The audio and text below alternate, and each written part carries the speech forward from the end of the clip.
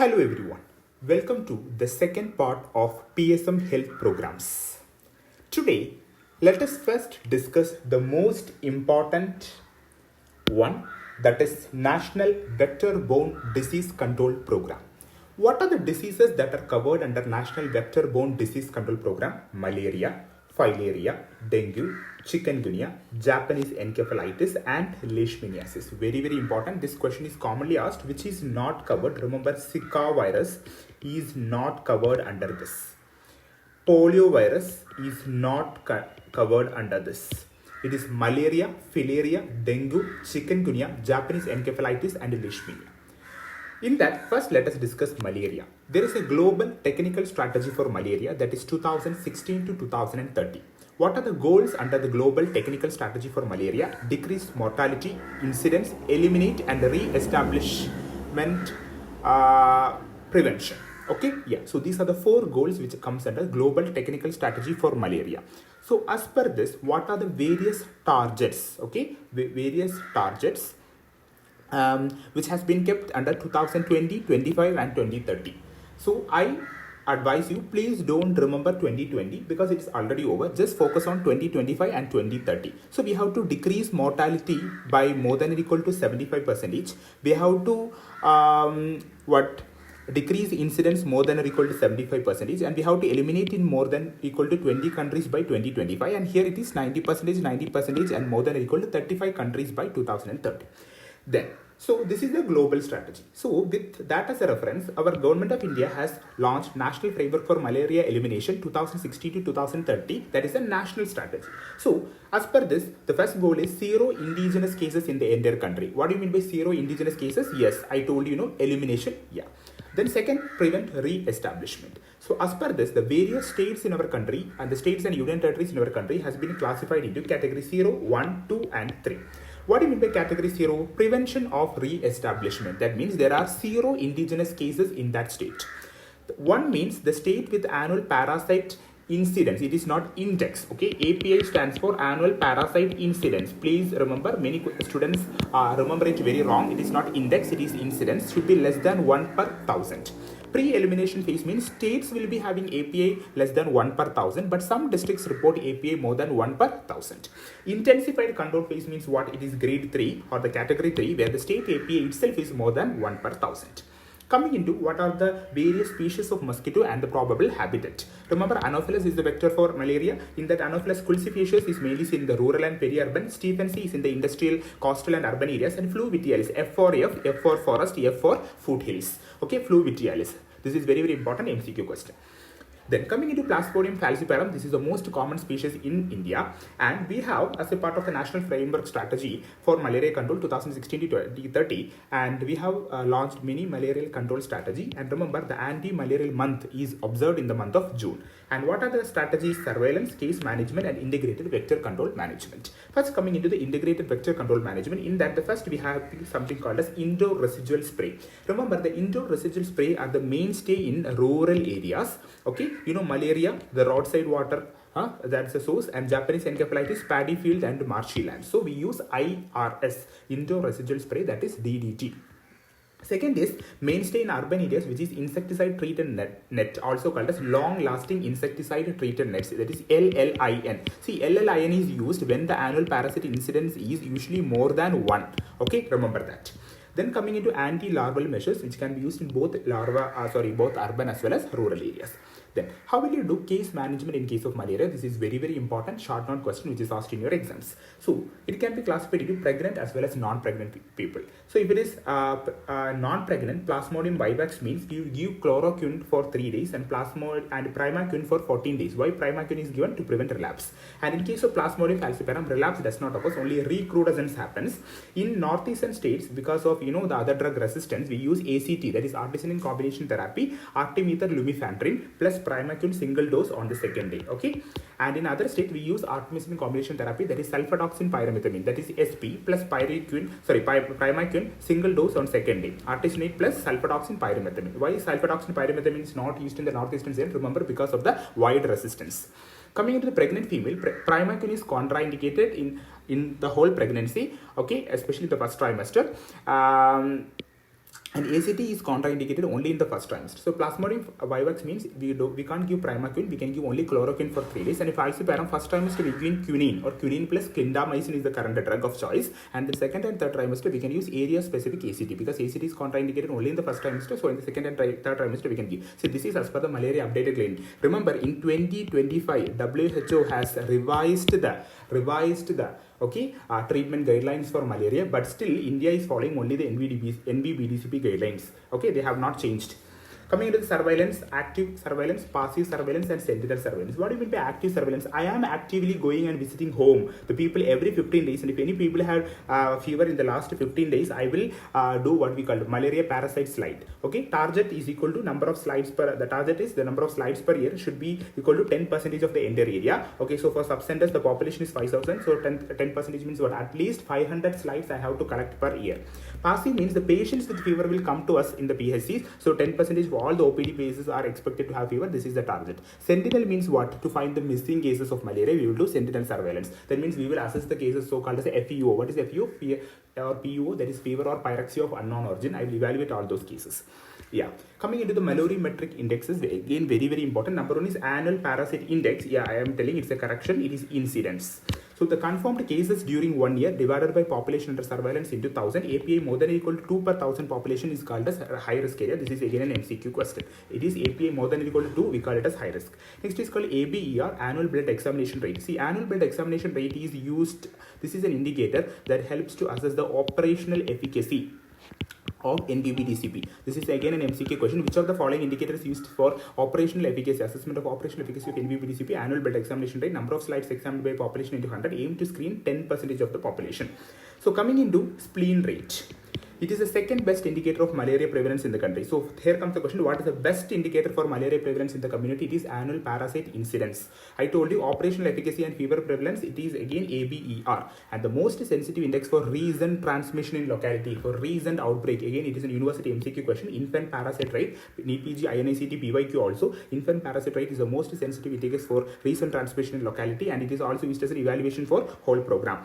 And good outbreak indicator, it is slide positivity rate. So recent transmission, it is infant parasite rate. Outbreak indicator, it is slide positivity rate. Best indicator of malaria prevalence, it is API. Operational efficacy, it is ABER. Second best indicator of malaria prevalence, it is spleen rate. Because there has been a question once in AIMS that they have given like best indicator of malaria prevalence in the community. In that option, API was not there. So in that case, you can go for spleen rate. So coming into chemoprophylaxis, which is usually given to travelers, very short term, less than 6 weeks, we usually give doxycycline plus chloroquine, and long term more than 6 weeks, mefloquine is the drug of choice. Coming into the second disease, that is dengue. In the dengue, remember breadth index, that is the number of containers positive divided by number of houses checked, and container index, number of containers positive divided by number of containers checked. Here it is houses checked. In container index, it is number of containers checked. Coming into Aedes aegypti index less than 1 within 400 meters of sea and airport is mandatory to prevent yellow fever transmission. This is again a last year PYQ in your PSM, less than 1 it should be.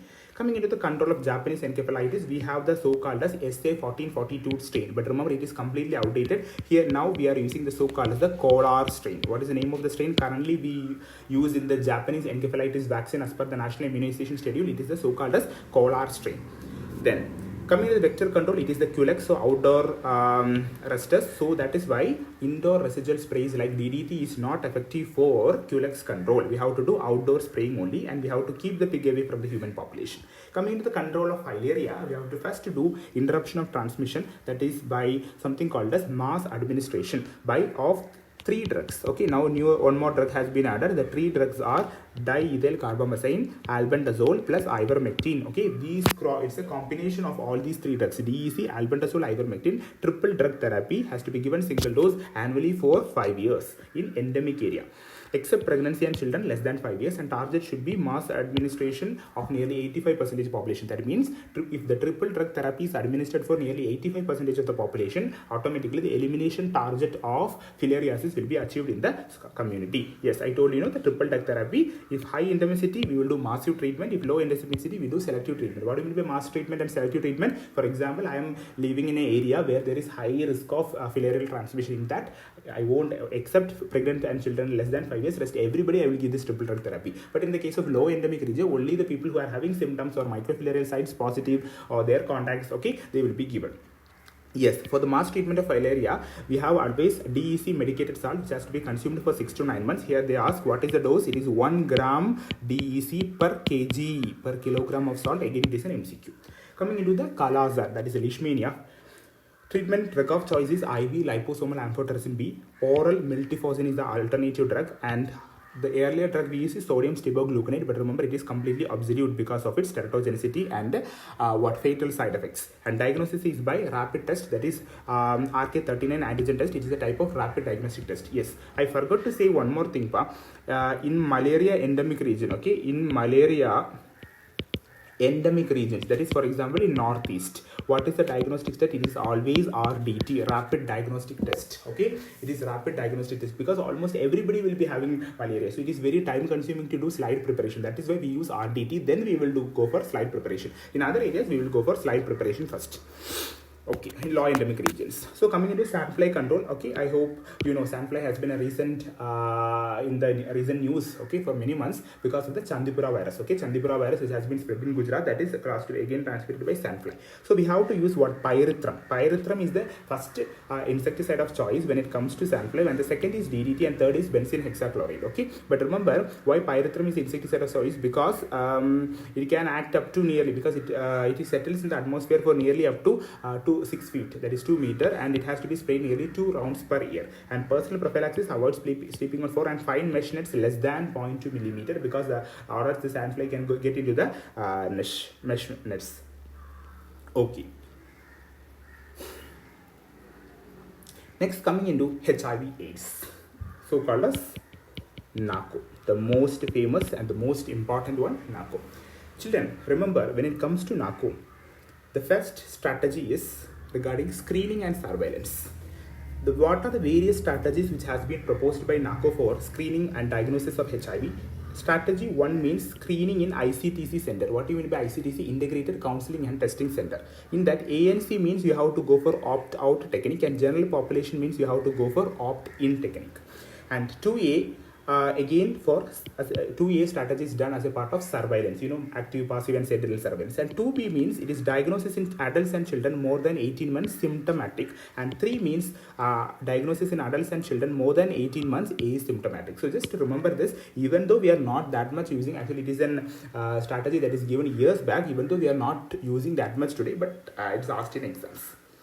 Okay, as I told you, strategy 2E means what? HIV sentinel surveillance. Okay, that means what do you mean by sentinel surveillance? I told you active surveillance means I have to go and get the cases. Passive surveillance means they will come to us. Sentinel surveillance means in a case of HIV where there is a social stigma, okay, the patients won't come to us, so we have to go and search the missing cases. So in that there are 3 groups of people here.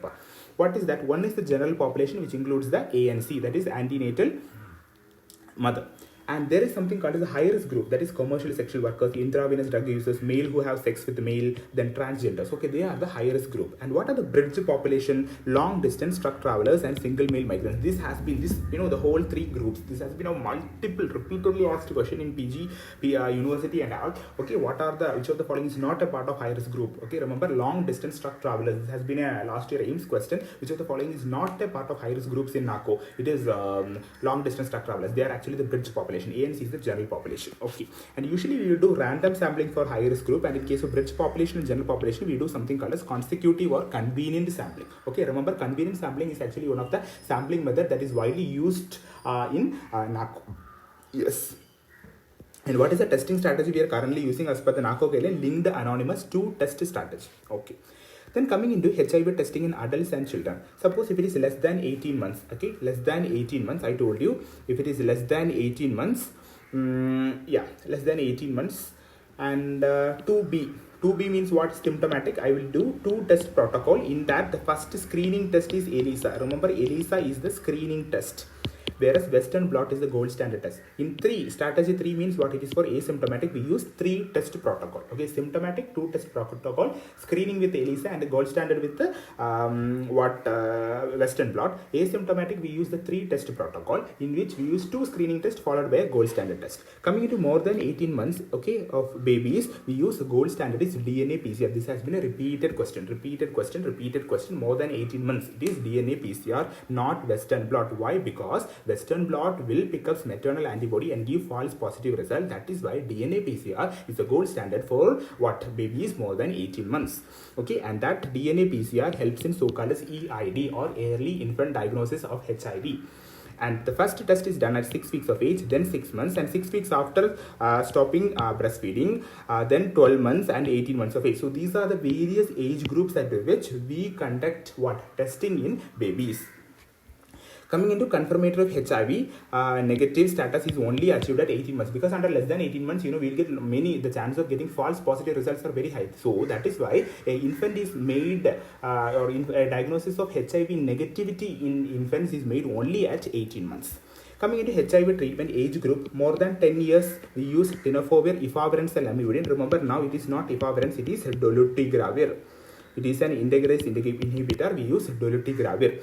Next, if it is 3 to 10 years, we use sidovudine, dolutegravir, not efavirenz, plus lamivudine. If it is less than 3 years, we use sidovudine plus lopinavir, ritonavir combination plus lamivudine. So earlier it have been efavirenz. Now even in our government supply, we are giving dolutegravir only. So it's a fixed dose combination in a single pill, has to be taken once in a day, 2 to 3 days after dinner for lifetime. India follow test and treat strategy. And remember, in India, we follow test and treat strategy. Okay, and once we test and once they found positive, we will immediately start the HIV treatment. In India, the treatment is not decided based on CD4 count. Remember, in India, we never decide treatment based on CD4 count.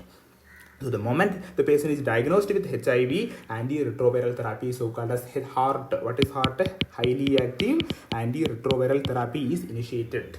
Coming into monitoring, CD4 testing is used for monitoring, done every 6 months. Suppose if it is a HIV positive in a TB patient, it is done every 3 months. CD4 count percentage is assessed only in children less than 5 years, and viral load in first year of ART initiation, it is done at 6 months and 12 months. Okay, actually, which are out of all these tests, what is the best for treatment, assessment, effective, how far the treatment is effective, what test we will do? It is always a viral load. We can't rely on CD4.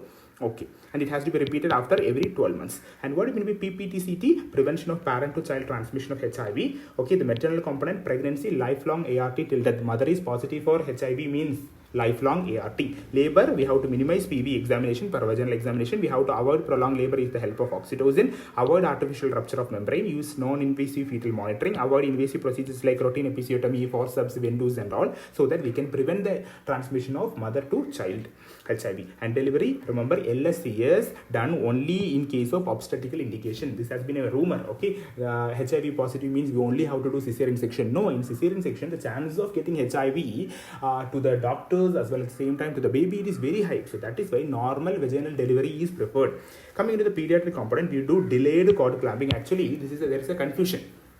Okay, in obs and gynae, you will study something called as active management of third stage of labor. In the active management of stage management, we have to always do delayed cord clamping. Why we do delayed cord clamping? So that to prevent the fetal anemia. Okay, so while after 1 minute, if you clamp the umbilical cord, nearly 50 to 80 ml of the blood from the mother will be transferred to the baby, and as a result, there will be decreased chances of fetal anemia. But because HIV is a highly infectious, contagious virus, and so there has been a difference in guidelines. Okay, WHO and NACO. Okay, WHO say that you have to go for yearly cord clamping. Okay, WHO say that we have to go for yearly cord clamping, but in a low resource country like India, where the risk of anemia and everything is very common, we always prefer delayed cord clamping, and no milking of umbilical cord is done.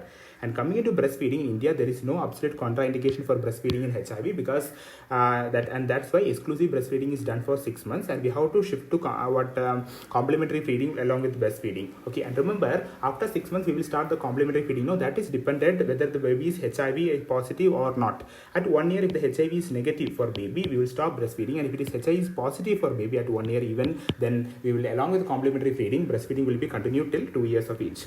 Coming into medications, nevirapine, HIV prophylaxis, started at birth, given till 6 weeks minimum to maximum 18 months. Minimum 6 weeks, maximum 18 months. And cotrimoxazole, it is used for what? Prophylaxis for pneumocystis pneumonia, which is the most common and fatal opportunistic infection in HIV. Okay, it is given till the pediatrician advice, and it is started at 6 weeks. There is no cap for cotrimoxazole prophylaxis. Remember, this is again, many think that cotrimoxazole has to be stopped at 18 months. No, it varies from baby to baby. Immunization, all live attenuated vaccines can be given to child of HIV positive mother unless the CD4 percentage count is less than 15%. So unless and until the CD4 count is less than 15%, all live attenuated vaccines can be given. All killed vaccines have no absolute contraindication in HIV. Coming to HIV TB, first, what are the 5 interventions we do? Number 1 is diagnosis. In HIV positive patients, TB diagnostic test is always CBNAT. Don't say sputum and all those, it is always CBNAT. Then daily, fixed dose combination of the drug has to be given, 99 doses, and pharmacovigilance and IPT. What is IPT? Isoniazid prevention therapy. Isoniazid prevention therapy means what? Prophylactically, we have to give isoniazid in HIV positive persons so that they will not get TB in the future. In case of HIV TB infection, which treatment will always start? Always start anti-tubercular therapy first. After 15 days or 2 to 4 weeks only, we will go for ART. Why? Because of the risk of immune reconstitution inflammatory syndrome called as IRIS. Okay, that means if the CD4 count is low and if I start ART first followed by ATT, there will be a reactivation of the immune system, and that will cause worsening of the HIV patient's condition. So that is why we always avoid ART first. Okay, so we always give ATT first followed by 2 to 4 weeks. Suppose in case of TB meningitis, we will give a gap of 8 weeks. After 8 weeks of TB meningitis treatment, then only we will go for ART therapy. Coming into isoniazid prevention therapy, we give 300 mg of isoniazid plus 50 mg of pyridoxine for 6 months to all HIV patients, because in India, what is the most common opportunistic infection in HIV? It is TB. Second, pneumocystis pneumonia. Coming into the post-exposure prophylaxis, it is administered ideally within. That means, for example, I am getting a needle prick from a HIV positive person. Okay, what? Immediately I have to take the so-called as the 3 drug. What is that? Tenofovir, lamivudine and dolutegravir. Now efavirenz is not there. I have to take within 2 hours ideally and maximum within 72 hours of exposure. And initiation should not be delayed. Okay, I can't say, sir, I will wait for my HIV result, then only I will start. No, don't take a risk. We have to take how many? 4 weeks. One of my friend, my batchmate, house agent, while he was in medicine posting, he got a needle prick from a HIV positive patient, and he was on post-exposure prophylaxis, tenofovir, lamivudine and dolutegravir for nearly 28 days. Pediatric means we go for abacavir, efavirenz, lamivudine. Okay, this is the most important update. In less than 3 years only, we use tenofovir, lopinavir, ritonavir and lamivudine combination. Coming into the program aspects, National Strategic Plans for AIDS and Sexually Transmitted Infection 2017 to 2024, it is already over. That is AIDS-free India, 0 new infections, 0 AIDS-related death and 0 discrimination. And what are the targets by 2020? But it is still asked. Okay, 75% decrease in the new HIV infection, elimination of stigma and discrimination, elimination of parent-to-parent, the prevention of parent-to-child transmission of HIV. And 90-90 what strategy? That means 90% of all those who have HIV should know their status. And 90% of ones who know the status should be on treatment, and 90% of ones who are on the treatment should have viral load suppression. This is the 90-90-90 strategy, okay, which has to be achieved by 2020. It is outdated. Now we have the 95-95 strategy, okay, that has to be achieved by 2024. Again, 2024 has been over.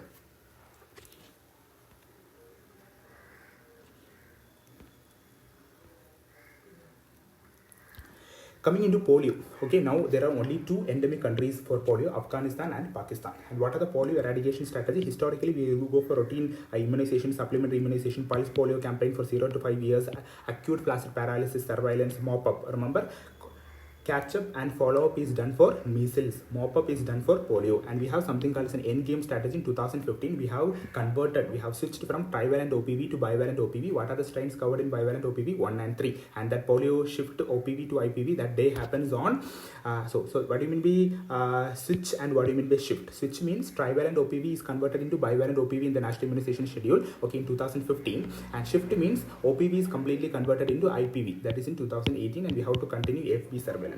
So in AFP surveillance, this is a very important short note question.